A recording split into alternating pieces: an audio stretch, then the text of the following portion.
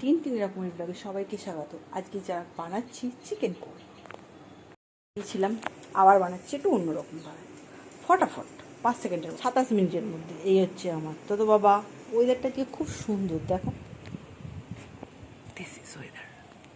এই হচ্ছে আমাদের চিকু ডার্লিং, আর এই হচ্ছে আমাদের তিন রানী আর ওর মামা।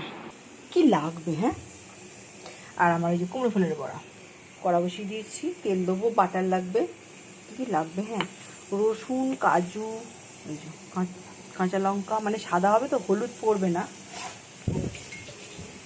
চিকেন, গরম মশলা, গোটা কাজু, দুধও দিতে পারেন, ক্রিম দিতে পারেন, আমি আমার কোটে থাকি।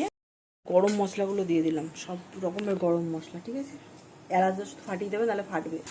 এ দেখো সব মশলা দিয়ে দিয়েছি, এবার রসুন দেবো,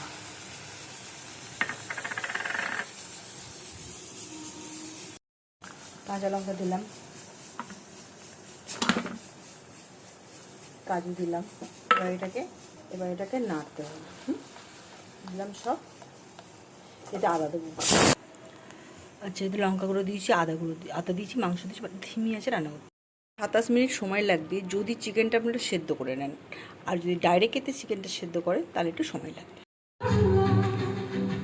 আচ্ছা, এতে দই দিতে হবে ফোটার সময় হবে, তখন এই যে নারকেলের দুধ বার করে একটু দিয়ে দেবে, ব্যাস কমপ্লিট চিকেন কোর্মা। আমাদের 27 মিনিটের চিকেন কোর্মা। ট্রাই করো, নিজেরা রান্না করো, খাও, তারপর সাবস্ক্রাইব করো।